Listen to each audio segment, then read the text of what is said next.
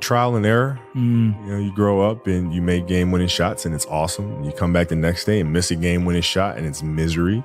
And then the next day comes and you're back playing again. And you understand that life has this cyclical nature where it's, what you do on Monday is fantastic, but then Tuesday is a bad day. But guess what? There's Wednesday. Yeah. So are we just supposed to live our lives like this the whole time?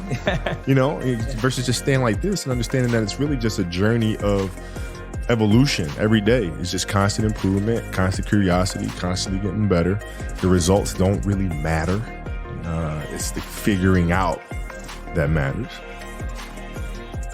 Yeah. And for you, it was really powerful because you've talked about this before, where your father said to you, like, whether you score 0 or 60, like, I love you. Yeah. Tell me what that statement meant to you at that time, and how did it actually motivate you to continue scoring 60 rather than go, oh, I'm all right at 0?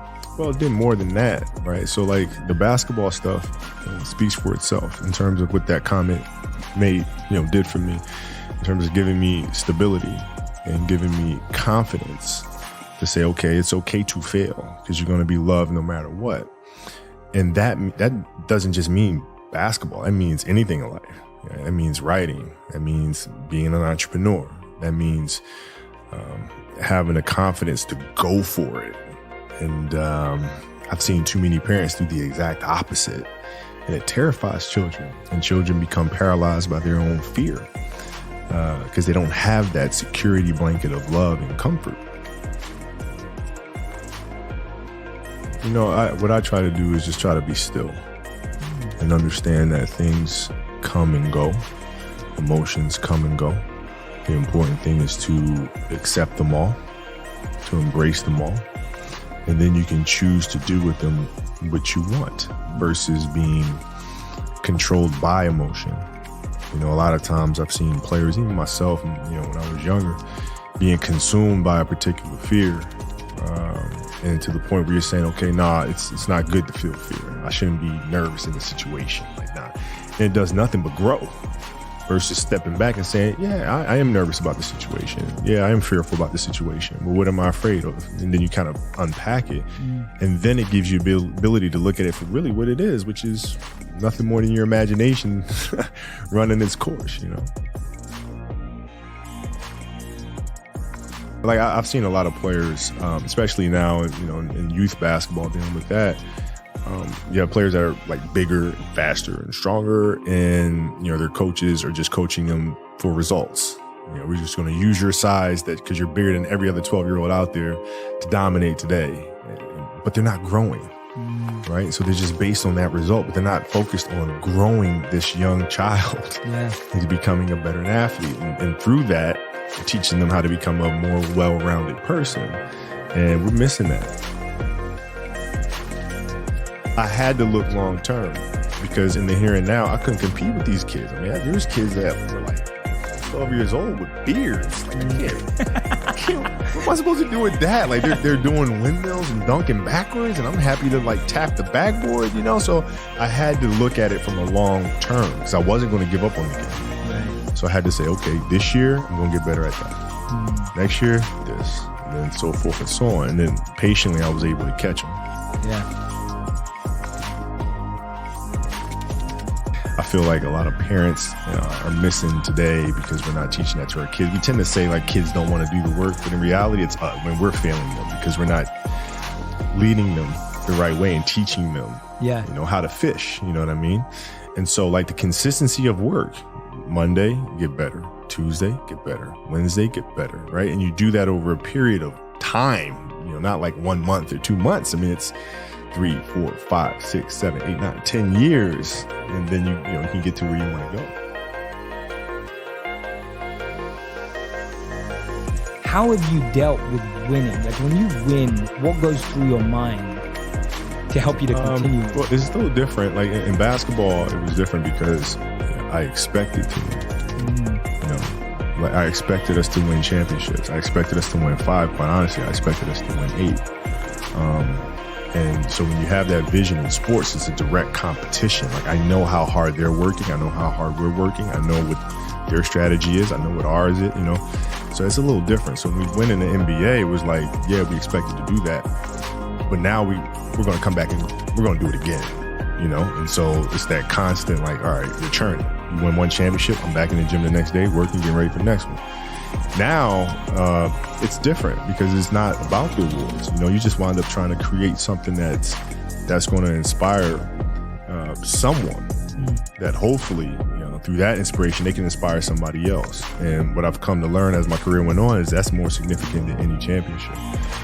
Is how do you connect with somebody that can then connect with another?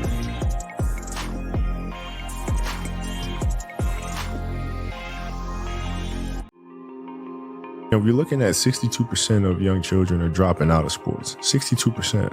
And they cite the fact that it's not fun anymore. Well, what does that tell them? Man, that's telling us as grown-ups are getting in the way.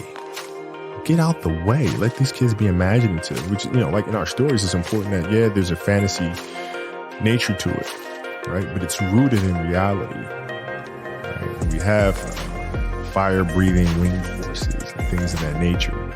Those are actual drills that are taking place. I mean, we don't have fire drills. You know, fire-breathing horse is actually performing that, but we do have ball machines that are spitting balls at tennis players, right? Our job is to try to inspire the creativity inside of our children so that they can think through how to problem solve situations. So like, you know, when I coach my daughter's team, it's not about giving them answers.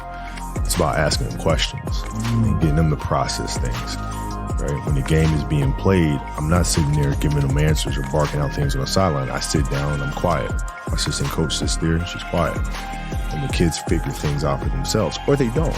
And then they come back and there's always questions. And then you kind of ask them more questions and you help them figure it out. But then you see their level of excitement to practice every day increase because it's a process that they are owning, right? They're not coming to get orders barked at them every day. They're coming for kind of their personal quest to get better.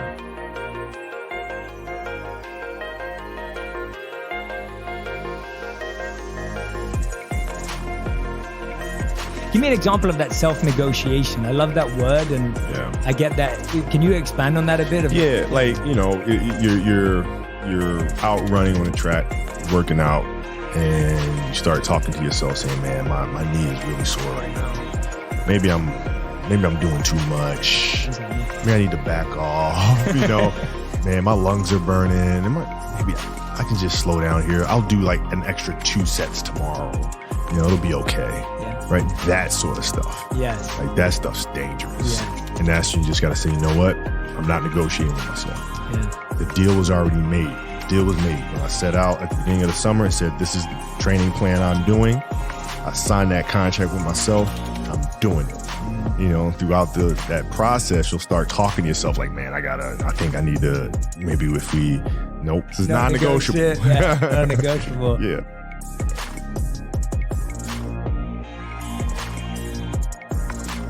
That opened my eyes to there's a bigger game being played. It's not just basketball, but it's the emotions of each individual and the backstory that they're carrying with them, the baggage that they're carrying with them. And if I really want to be a champion and be a great teammate, I have to understand what those mean to help them become better and in turn, help me.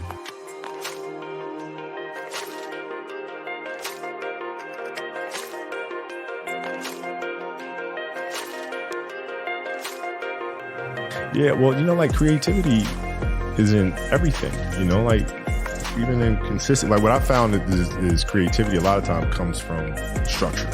You have those parameters and the structure, then within that you can be creative. But like if you don't have the structure, you're just aimlessly doing stuff. Just like, you know, where are you going?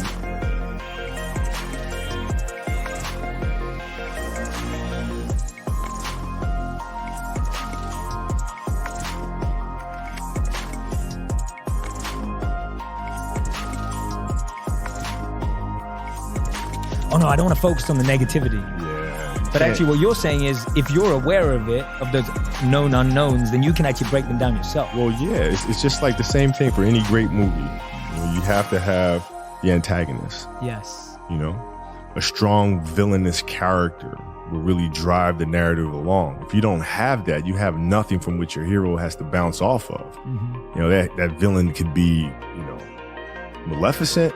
It could be something inside of you. It could be whatever, but you have to have that clear antagonist that's driving the narrative forward. And so in this sense, it's the same thing. You pick apart the negative, and from that, you can then move forward. Tell me about where that obsession comes from in general, like how you find obsessiveness and how you've applied that to story. Yeah, obsessiveness just comes from something that you love. Like, you really love it, you'll go through fire for it. You'll go through the ups and downs with it, and you'll just keep at it because you love it so much, You can be mentored by people who aren't alive. 100%, because their stories still live, which brings us to the importance of storytelling. Yeah. Their stories still live. These muses are here. It's important to learn from them. And if anything, it helps you remember that they are human, just like us. Yeah. These great things that get accomplished can be accomplished by others and beyond. Building Walt Disney Company is not something that, people look at and scoff at and go, oh, it can't be done anymore. Well, why not? Why not? Yeah. And the more action you take, the more you think it's possible. Yeah, because you realize there are people just like us. They made mistakes just like us, and they kept going. And